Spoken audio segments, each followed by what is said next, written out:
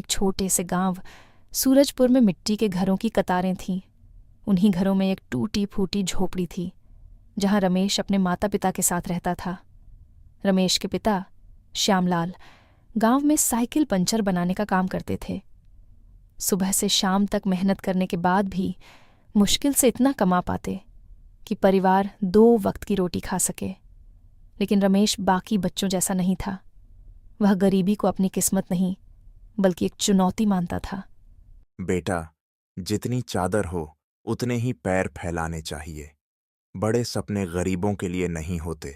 बाबूजी, अगर चादर छोटी हो तो नई चादर भी तो खरीदी जा सकती है। मैं अपनी किस्मत खुद लिखूंगा। श्यामलाल बेटे की बात सुनकर मुस्कुरा तो देते, लेकिन उनके चेहरे पर चिंता साफ दिखाई देती। गांव के लोग रमेश का मजाक उड़ाते थे क्योंकि वह हमेशा बिजनेस की बातें करता था।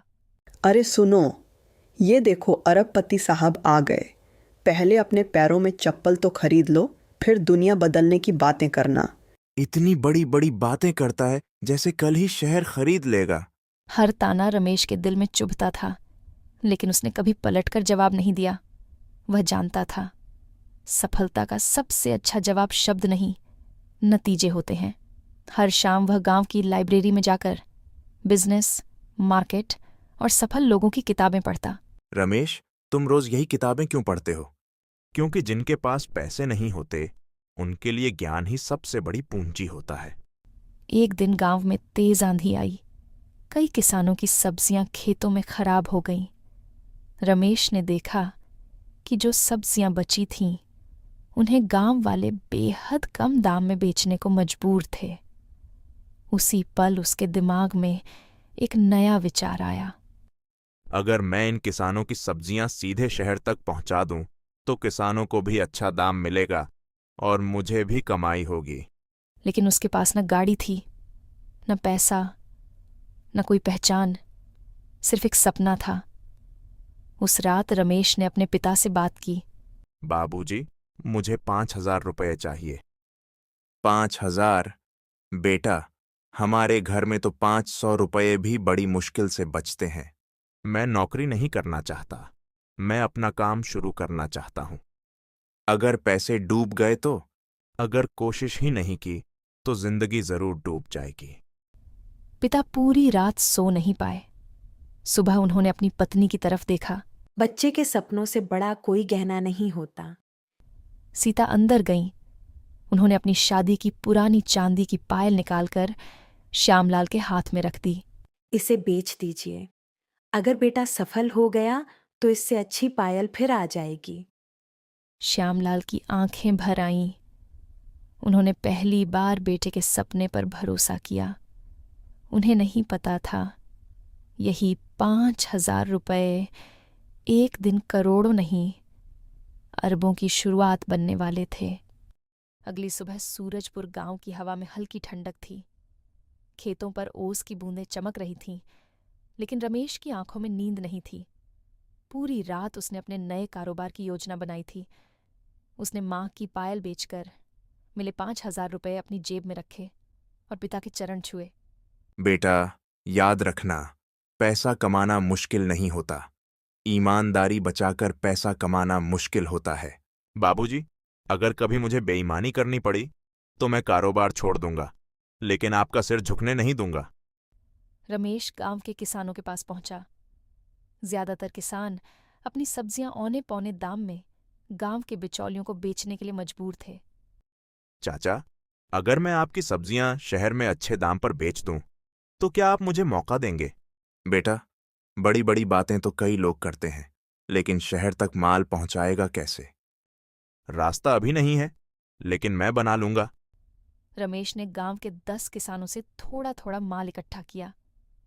उसने एक पुराने पिकअप वाहन के मालिक से किराए पर गाड़ी ली और शहर की मंडी की ओर निकल पड़ा। उसके चेहरे पर आत्मविश्वास था, लेकिन किस्मत उसकी पहली परीक्षा लेने वाली थी। शहर की सबसे बड़ी मंडी में एक आदमी दूर से रमेश को देख रहा था। उसका नाम था महेंद्र अग्रवाल। वह वर्षों से मंडी का सबसे बड़ा व्यापारी था। किसानों को कम दाम देना और नए लोगों को कारोबार से बाहर करना उसकी पुरानी आदत थी। लगता है गांव का कोई नया लड़का आया है। पहले दिन ही इसके हौसले तोड़ दो। महेंद्र मुस्कुराते हुए रमेश के पास आया। पहली बार मंडी आए हो? जी, किसानों का माल बेचने आया हूं। अगर मुझ पर भरोसा करो तो मैं तुम्हारा पूरा माल एक साथ खरीद सकता हूं। रमेश के चेहरे पर खुशी आ गई। उसे लगा पहले ही दिन इतनी बड़ी डील मिल गई। अगर किसानों को अच्छा दाम मिल जाए तो मुझे मंजूर है। पहले माल गोदाम में उतरवा दो, फिर मैं पैसे देता हूं। रमेश ने बिना किसी कागज के पूरा माल गोदाम में उतरवा दिया। जैसे ही आखिरी टोकरा अंदर गया, महेंद्र का चेहरा बदल गया। अब सुन लड़के, यहां कारोबार भरोसे से नहीं, ताकत से चलता है। क्या मतलब? मतलब अब ये माल मेरा है और पैसे भूल जाओ।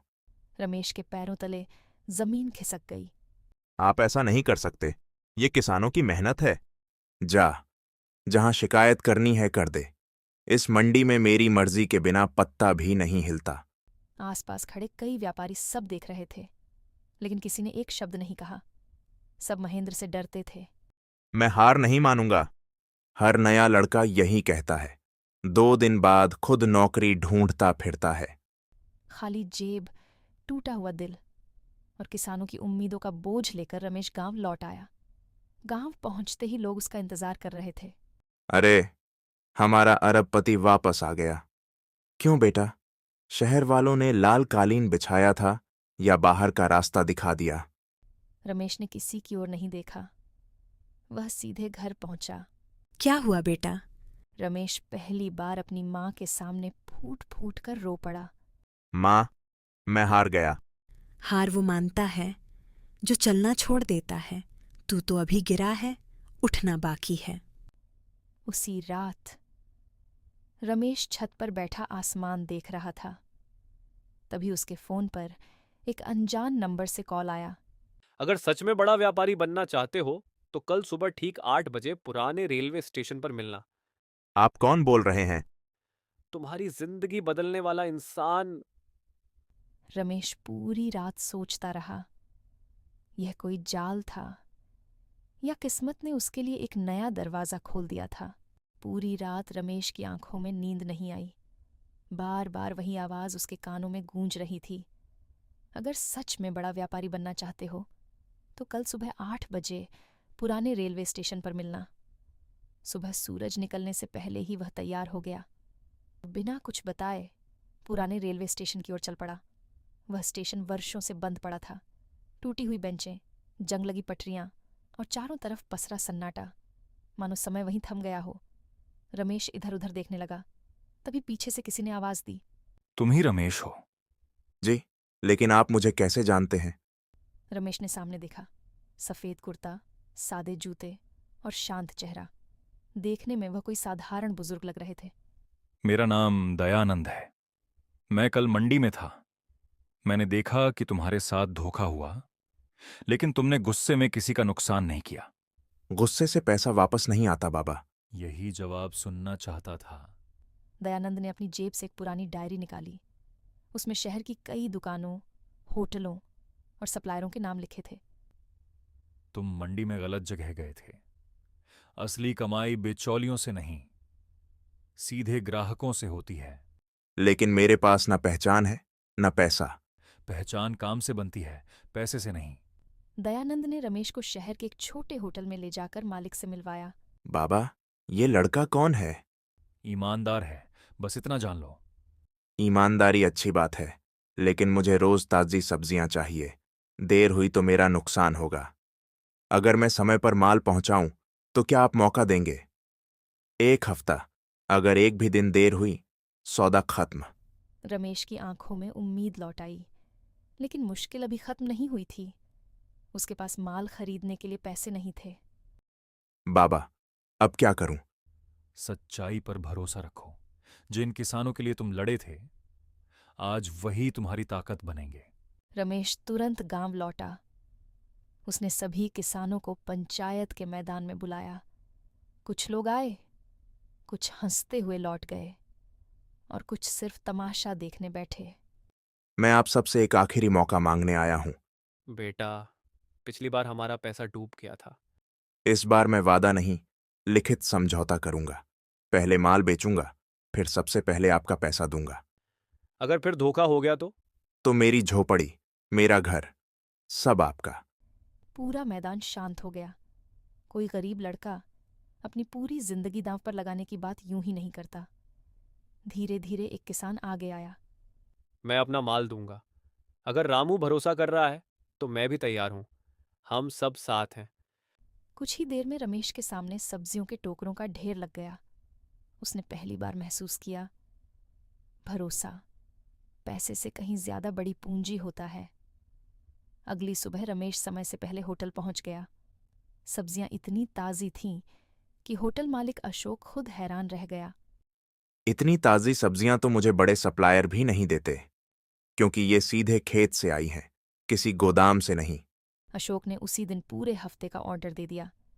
रमेश की पहली कमाई हुई। उसने सबसे पहले किसानों का पूरा पैसा लौटाया।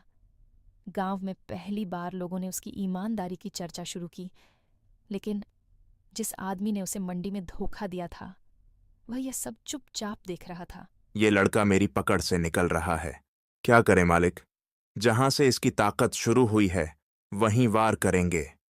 मतलब किसान नहीं, इसके परिवार पर वार करेंगे। उसी शाम जब रमेश शहर से लौट रहा था, उसे गांव के एक बच्चे ने दौड़ते हुए रोका। रमेश भैया, जल्दी चलिए। क्या हुआ? आपके बाबूजी का किसी ने एक्सीडेंट कर दिया है। रमेश के हाथ से सब्जियों का बैग गिर गया। उसके चेहरे का रंग उड़ गया। वह पूरी ताकत से घर की ओर दौड़ पड़ा। उसे नहीं पता था यह हादसा था या किसी की सोची समझी साजिश। जब वह घर पहुंचा तो झोपड़ी के बाहर पूरे गांव की भीड़ जमा थी। उसकी माँ सीता रो रही थीं। चारपाई पर श्यामलाल बेहोश पड़े थे। उनके सिर पर पट्टी बंधी थी और हाथ से खून अभी भी रिस रहा था। माँ, बाबूजी को क्या हुआ? किसी तेज रफ्तार जीप ने उन्हें टक्कर मार दी और बिना रुके भाग गई। रमेश तुरंत पिता को अस्पताल लेकर गया। डॉक्टरों ने इलाज शुरू किया। कुछ घंटों बाद डॉक्टर बाहर आए। जान तो बच गई है, लेकिन इन्हें कुछ दिन आराम करना होगा। रमेश ने राहत की सांस ली, लेकिन उसके मन में एक सवाल बार बार उठ रहा था। क्या यह सचमुच हादसा था? अगले दिन वह उसी जगह पहुंचा जहां एक्सीडेंट हुआ था। सड़क के किनारे टूटी हुई जीप की हेडलाइट का एक छोटा सा टुकड़ा पड़ा था।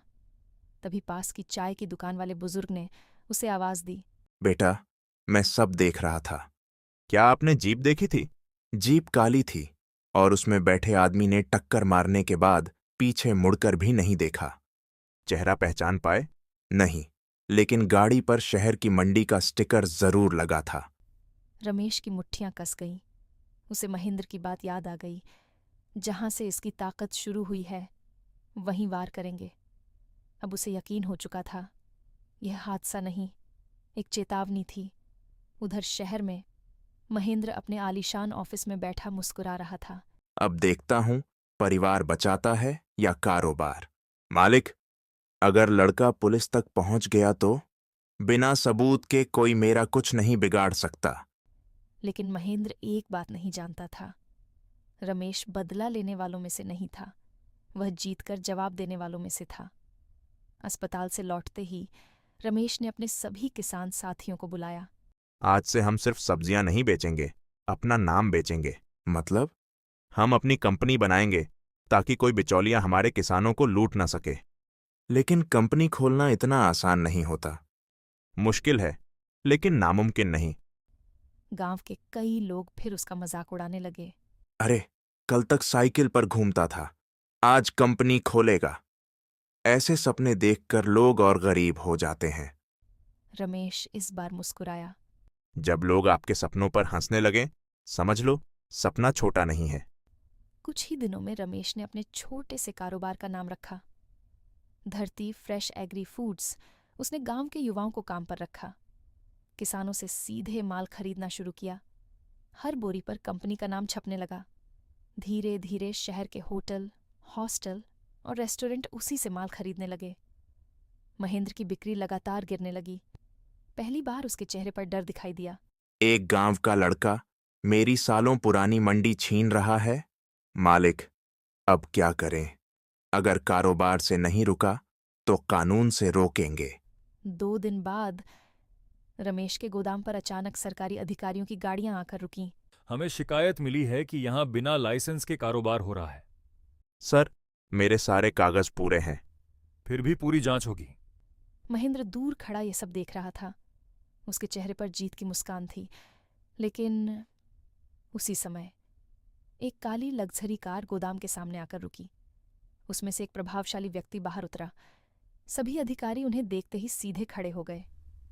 सर, आप यहाँ? रमेश उस व्यक्ति को देखकर चौंक गया। वह कोई और नहीं, दयानंद थे। लेकिन इस बार साधारण कपड़ों में नहीं, बल्कि देश की सबसे बड़ी कृषि कंपनी के चेयरमैन के रूप में। ये कैसे हो सकता है? रमेश भी स्तब्ध था। जिस व्यक्ति को वह एक साधारण बुजुर्ग समझता था, वह करोड़ों की कंपनी का मालिक निकला। दयानंद ने मुस्कुराकर रमेश की तरफ देखा। मैंने कहा था ना बेटा, तुम्हारी जिंदगी बदलने वाला इंसान मैं ही हूं। पूरा गोदाम सन्नाटे में डूब गया। दयानंद को देखकर सरकारी अधिकारी तुरंत सम्मान से खड़े हो गए।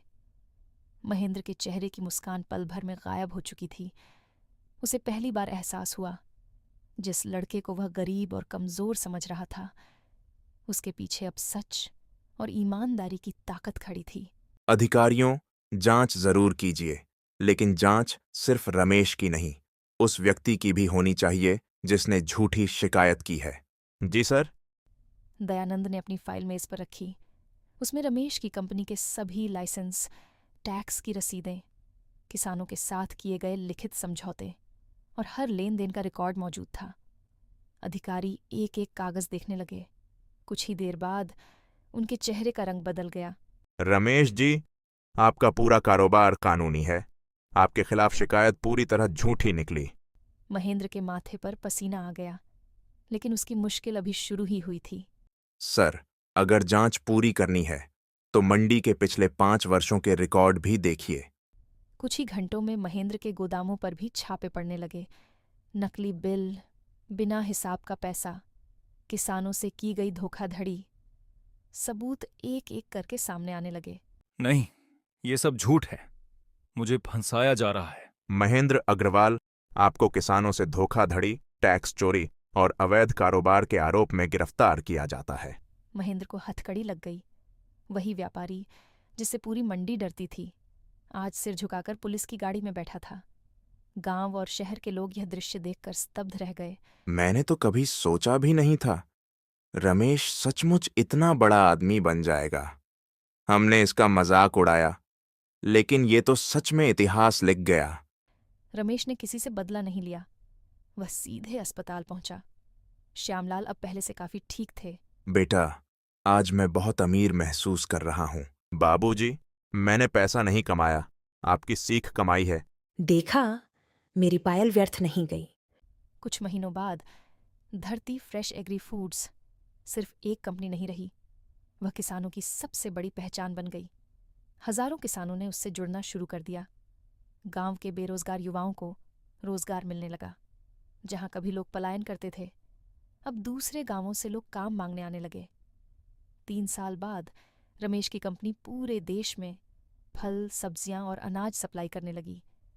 विदेशों से भी ऑर्डर आने लगे। कंपनी का कारोबार हजारों करोड़ तक पहुंच गया। एक दिन देश के सबसे बड़े बिजनेस अवार्ड समारोह में रमेश का नाम पुकारा गया। इस वर्ष का भारत कृषि नवाचार सम्मान जाता है श्री रमेश श्यामलाल जी को। पूरा हॉल तालियों से गूंज उठा। रमेश मंच पर पहुंचे। उनके हाथ में पुरस्कार था, लेकिन आंखों में आंसू।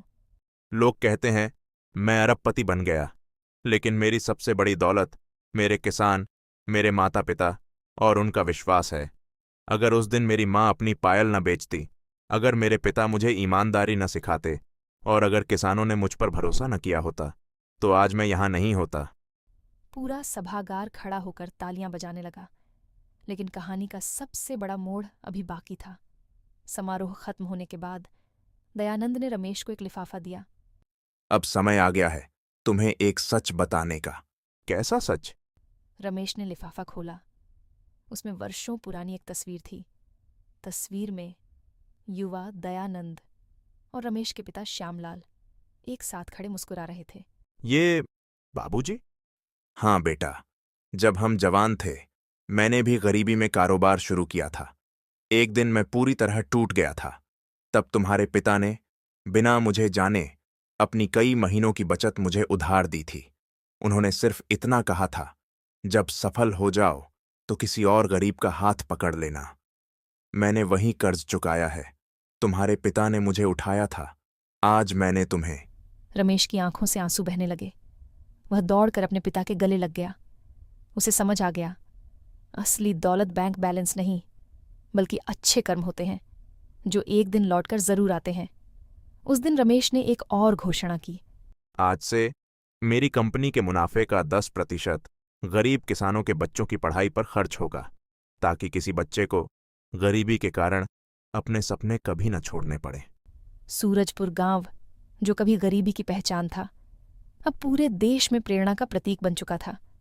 लोग कहते थे, अगर इरादे सच्चे हों तो टूटी हुई झोपड़ी से निकलकर भी अरबों का साम्राज्य बनाया जा सकता है।